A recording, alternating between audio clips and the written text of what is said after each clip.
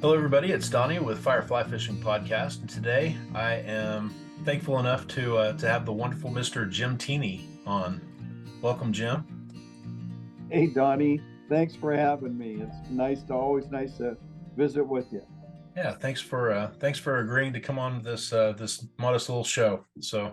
Um, I don't know if everybody knows you or not, but you've certainly been in the industry for a long time, since before I was actually born.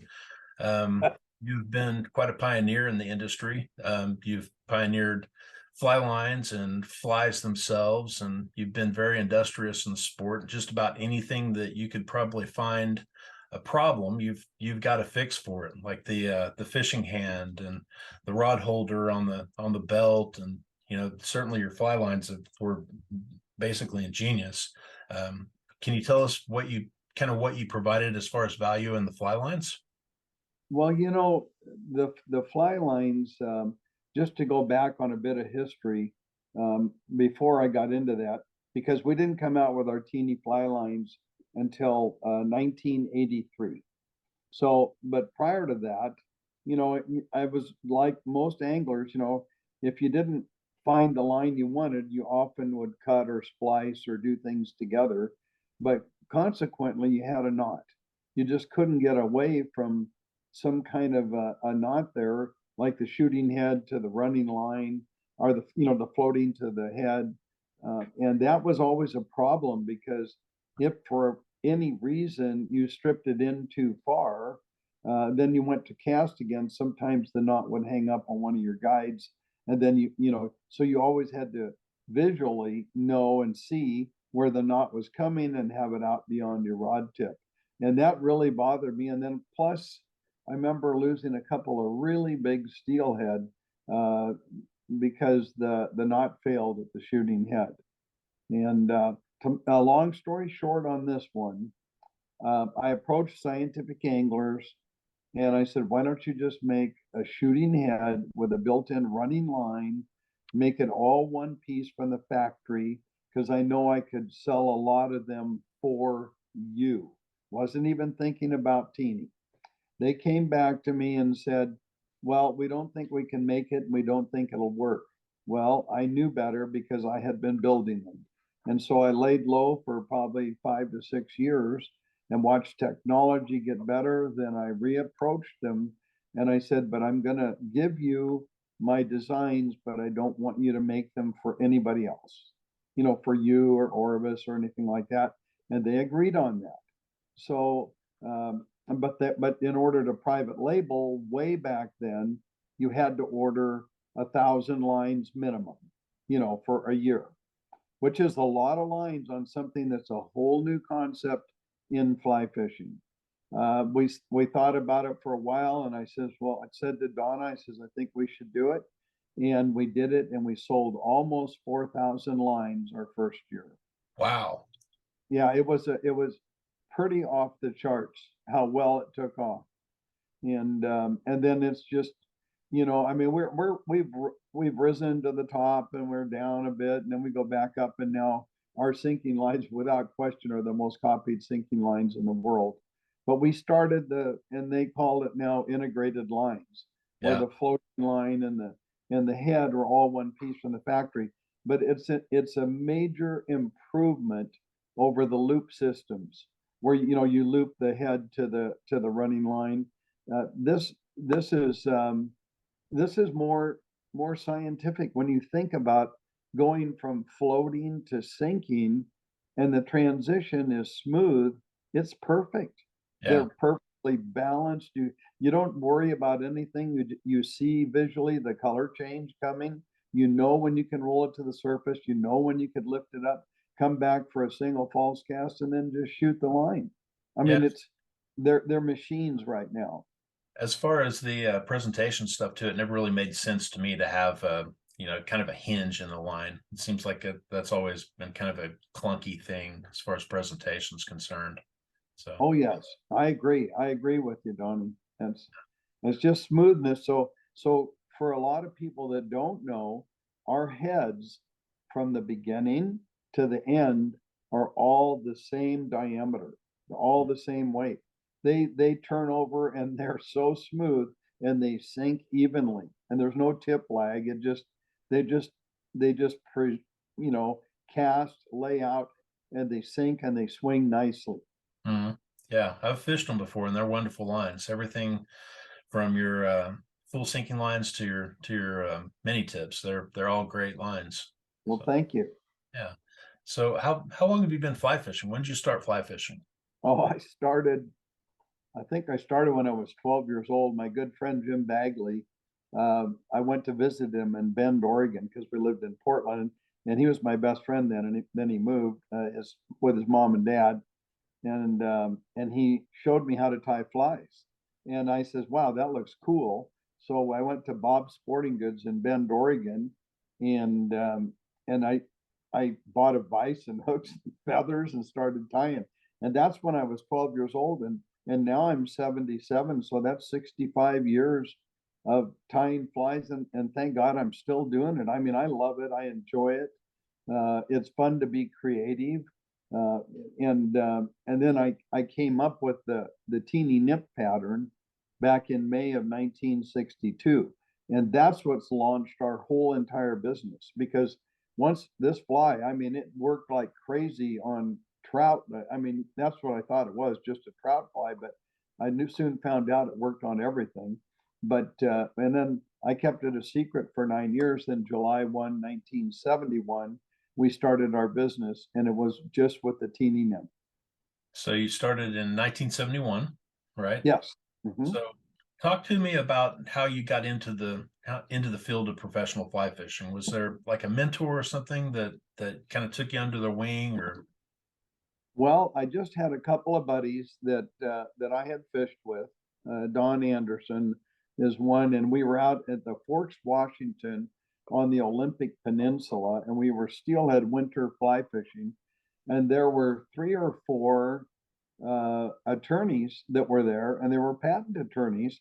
And one thing led to another. We just got to talking with them and everything, and and I and my buddies, they said, Jimmy, you really need to do something with your fly because it's deadly. In it, you know, a lot of people would like to use it, and he said you should try to patent it. So I talked to Ken Clark West, and I says, so Ken, I says, can you patent a fly? And he says, well, if it's different enough. And I said, well, I think mine is.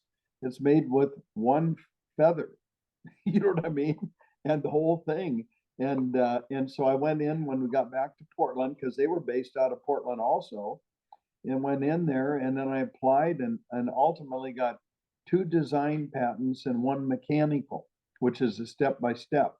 And that's what launched the business was the fly, and it was back then in 1971. hmm. Thinking back, how many flies, individual flies, do you think that you've sold over that course of time? Well, I can tell you it's probably several million. Yeah, I mean, seriously, you know, because one time what did we have? 15, maybe 15 tires. Now it's just really Donna and I, because Yeah. we've kind of kicked back, you know, a little bit. We're not just, you know, cranking out, although we've got 160 dozen order. We're filling for Rainbow King Lodge up in Alaska for sockeyes, which are coming up this coming season. But I don't know. I think we've sold several million. Mhm. Donna claims that she's tied a million or more. She I probably mean, has. Donna's yeah, sitting there next to you. Donna, you want to say hi real quick? Come on in here. Oh, Get in here, Donna. hi. Yeah, hi. Love this she's lady. just What a pleasure listening. she is to be around. Yeah, she's listening and smiling. So just for everybody to know, I've actually had the pleasure of being able to fish with you and with Donna as well. And God, what a delight it is just to be around you guys. You're very, very pleasant. I've never heard you say anything negative about anybody, really. And you're just awesome to be with. Great fly fishers, and you're very pleasant to be around. So Well, thank you, Donnie. We feel the same about you and Kelly. yeah, Uh, just being able to be around you guys and fish with you, laugh with you, and have fun and eat with you. Just, I mean, everything was perfect. yeah, You for know, sure. On multiple trips. So very, yes. Well, speaking of that person next to you, is that the favorite person that you would say that you have to fish with, or is there somebody else? Well, I gotta be honest with you, Dawn is my favorite person to fish with, but I don't take her all the time because she has a tendency to outfish you. You know, and I don't know what it is, but she's got that little magic touch there. And I'm so proud of her. I mean, she's really good. I've watched her land 100-pound tarpon, 50-pound kings, 18-pound steelhead. And when she was down in the Bahamas, she landed bonefish up to 14 pounds. I Wow. mean, so, yeah, I know. That's like a super bone. Yeah, And on the same day, the same morning, she landed also at 13. So, I mean, so you got to be real careful if you're fishing around Donna. for So sure. Donnie, he's trying to beat my rainbow record. Yeah, I'm trying to beat a rainbow record, but it's not easy. I'm going down to Argentina in 2 days, and I still haven't really beat her record yet. And I'm going to Jurassic Lake, and where there are some really big ones. But Donna got her monster here in Central Oregon, and it was a giant. I mean, it was. I don't. We're guessing it was probably 18 to 20 pounds, Wow, and so I got my work cut out for me. for sure. Well, if there's one place that you can do it, it's Jurassic. So Yeah, I know. Got to have my leaders hold up. for sure. Well, talk to us about that for a second. You guys have switched in business just a little bit, and you've started actually hosting some trips. Now, I don't think many people know about that. What's that operation all about?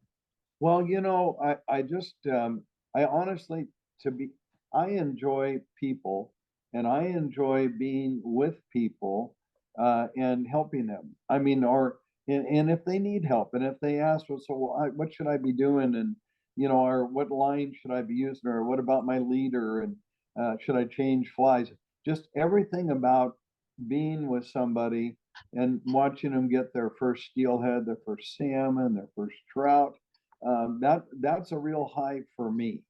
And so I enjoy that. And then there's people that want to go on fishing trips. And so I've been doing it a little bit in the past, putting groups together and going on destinations. Whether we go to Chile or Argentina or Alaska or British Columbia or Russia. Well, we won't be doing Russia though lately. And then I mean, the Bahamas. I mean, just all kinds of places. It's really fun to be around good people and that have the same enjoyment out of fishing as you do. Mhm. And so I think that's really, really nice. Yeah, for sure. Well, you're a wonderful host, and like I said before, I had problems in Cuba, and it's like, Jim, what do you think about this? And you're like, oh, you just want to do this, and problem resolved. Wow. So thank you for Well, that. well, thank you. No, you know what? That was our first trip together, and we didn't find that actual pot of gold on the fishing, but it was a great experience.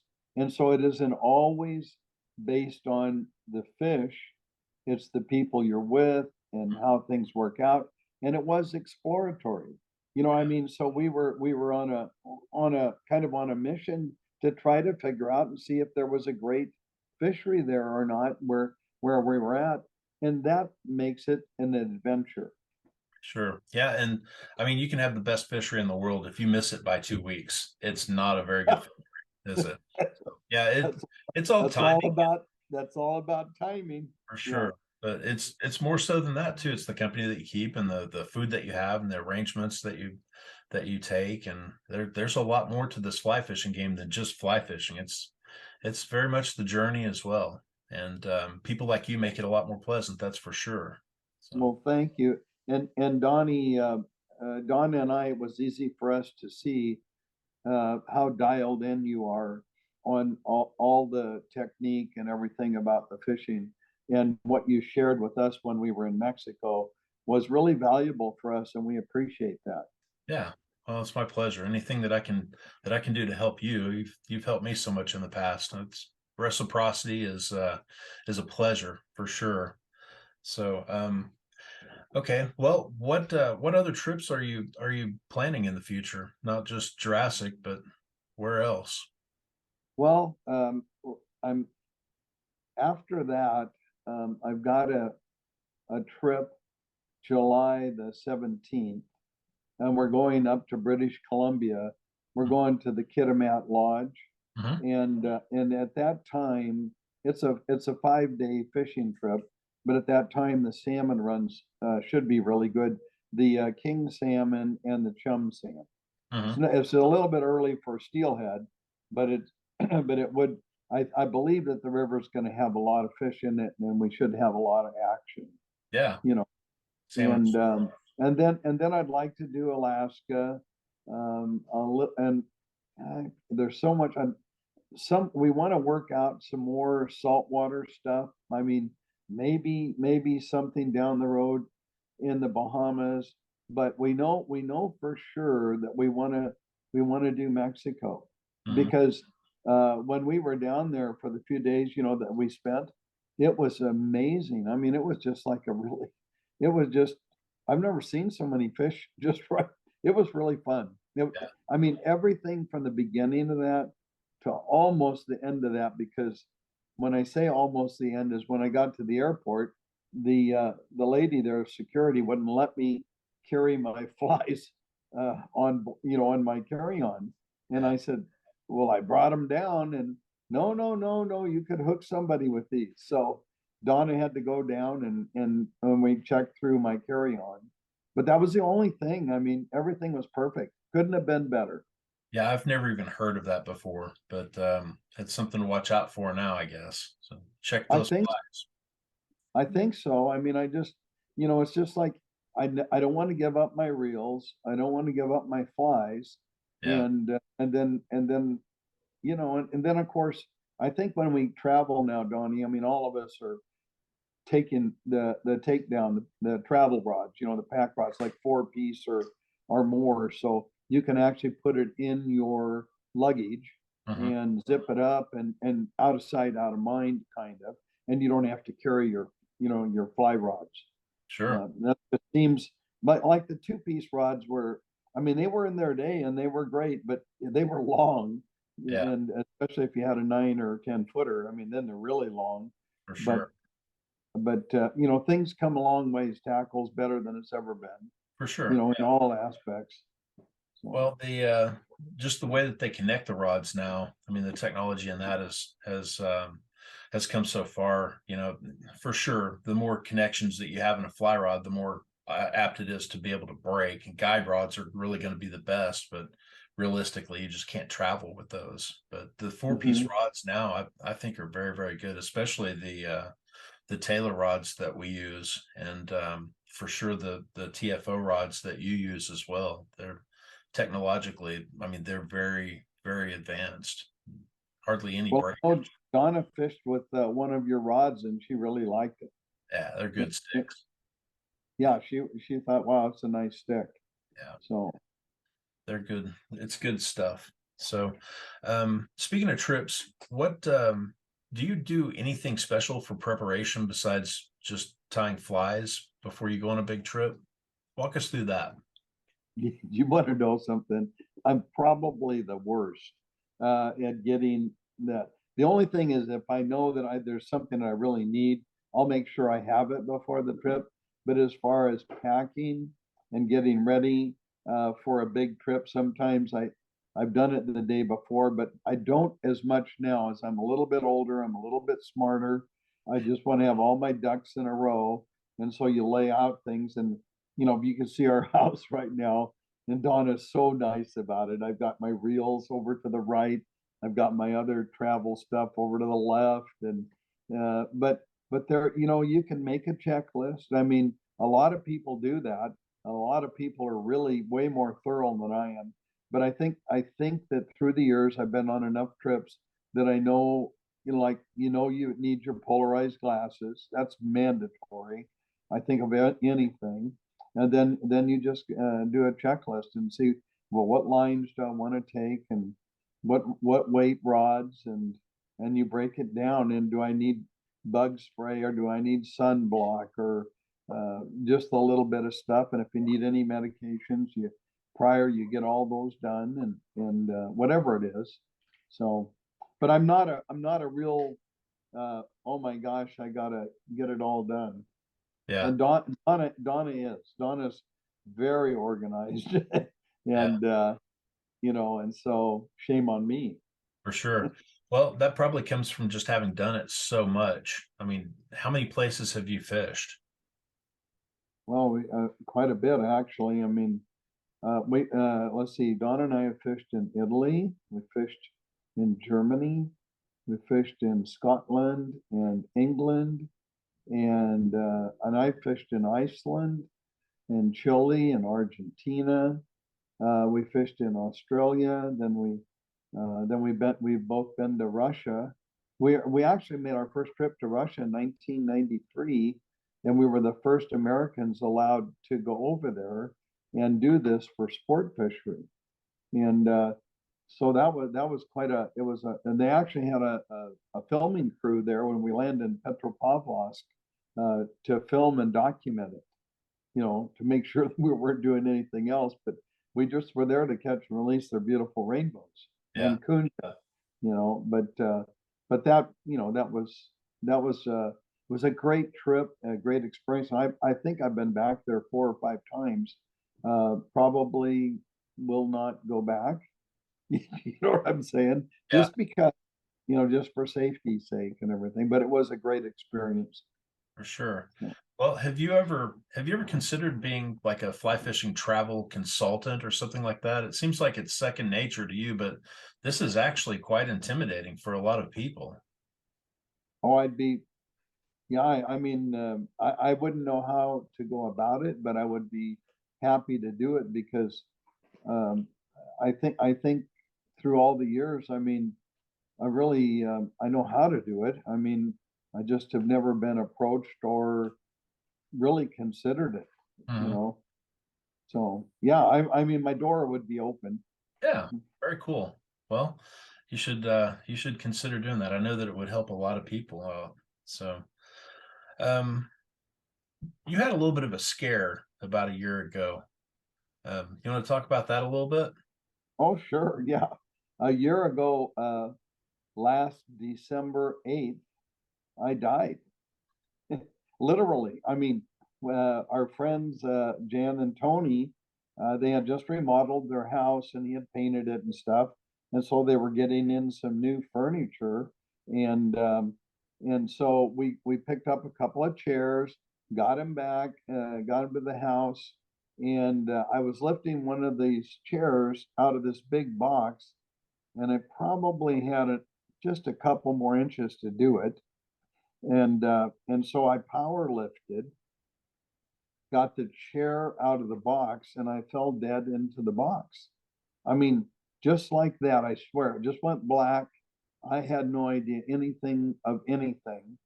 But Tony knew CPR, thank God, and he got me out of the box and then rolled me over and started CPR. But while he was doing that, um, during the course of it, he fractured 3 of my ribs, but everybody said then he was doing it right. Yeah, You that's know, that's how you can tell if you're doing it right. yes, exactly. And Donna was a little bit panicked because honestly, I was gone. I was gone for about 7 minutes, and then here comes um, but they're called here in Oregon AMR, and and the lead guy with the AMR truck, and then a fire truck pulled up. But the AMR lead person, they're all wearing masks, Mhm. and Donna looked into the eyes of the lead, and it's really something because she said Henry, and he looked at her because we were not at our home, so Mhm. he had no idea, and he goes Grammy, and it was our grandson Henry, That's and rough.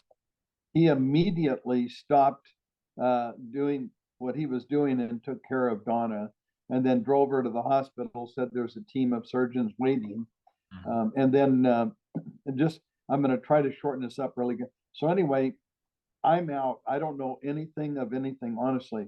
And I get to the ambulance thing, and I get in there, and I'm laying down on this, looked like a pretty big bed. I didn't know what it was. And then I came to, and I looked off to my right, and there were three people in like uniforms. And and I looked and I thought, man, this looks real, but I didn't know if I was dreaming or not. So I turned my head to the left side. There was two monitor screens, and there was a tall person, a surgeon. He looked, he goes, Jim, and I says, yes. And he goes, you had a heart attack. And he says, your this artery on the bottom of your heart, the one we call the widowmaker, was almost totally blocked. We're going to put a stent in. And they kept me awake through it, and went in through my wrist and went up, and thank God I had no heart damage, and I'm 100% recovered. I mean, That's I amazing. mean, I know it is amazing, Donnie, because I guess maybe only 10 to 12% of the people that might have that kind of heart attack will not make it. I mean, will survive. 10 or 12% will survive. So I'm very fortunate that Tony knew how to do that. He was my guardian angel, and I think God was working through his hands to Yeah. keep me going. Well, the bystander CPR portion of that is very, very big deal for sure. If it's a witnessed arrest and you have bystander CPR and then early defibrillation and all those things, that's kind of the key to survivability with that. It sounds like you kind of benefited from the best of each of those scenarios. So Yeah. so happy they couldn't have happened to a better person. Hey, thanks, Donnie. I'm really happy to be here and be around my family, my friends, grandkids, the whole thing, and every day is so appreciated. Every morning I wake up, you know what I mean? I just thank God, and I'm still here, and I think he's just not quite done with me. So I got more to do, Has you plans know. for you to be traveling and fly I, fishing, sounds like. Yeah. well, I hope so. Yeah. Showing other people the joys of fly fishing in other places. Yeah, very cool. So, what other plans have you and Donna got for the future? Well, um, I know that Donna wants to have some great grandchildren, but that's not, and we've got some great granddogs, I guess, but we don't have any kids yet. And then one of our granddaughters getting married in July in a barn in Montana.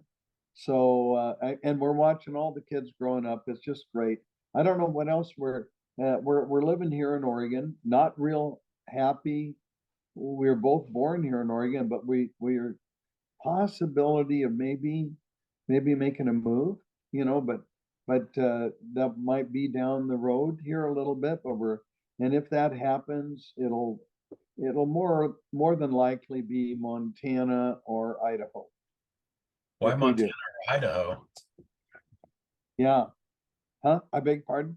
Why would you move to Montana or Idaho? Well, our family might be kind Okay. of moving in that direction. Yeah. One of our daughters and son-in-laws, and then and some of the grandkids and everything with their jobs and stuff. And Yeah. if that's the case, that's what we'll do, you Yeah. know. So They're both beautiful places and they both have wonderful trout. So that's they good. they do. Yeah, Yeah. they really do. So And that winter, yeah, 'cause, uh, that winter is kind of a beast.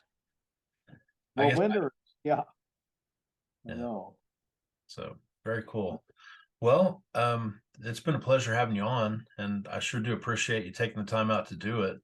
How do people find you if they want your services?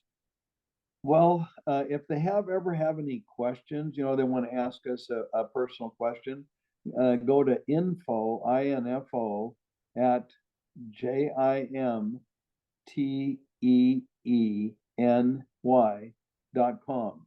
That's info@jimteeny.com, and we'll be happy to correspond with them. And then our website is www.jimteeny.com. Those are probably the best ways. And then our phone number is 503 667 6602.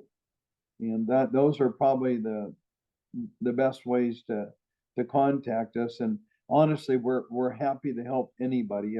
If people call us all the time and say, "Hey, I'm going peacock bass fishing, or I'm going for golden dorado. This is what the guides or outfitters they're recommending," and we match them. We'll match our lines up with their rods and everything. But we'll try to help them whatever they want to do. And we always straight shoot everybody, and we stand behind our products. I mean, so we're not going to just sell somebody something to sell them something. We sell them with a purpose that we know that they're going to have the best chance and the best equipment. For sure. Very cool. Well, Jim, I sure do appreciate you taking the time to do this. And it's such a pleasure to talk with you and Donna at any time. It's a privilege to call you guys friends. It really is.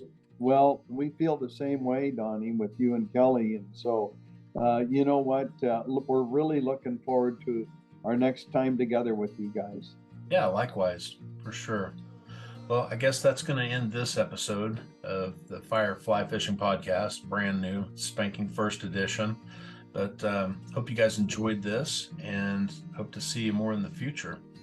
Thanks again, Jim. Thank you, Donnie. Take care. Cheers.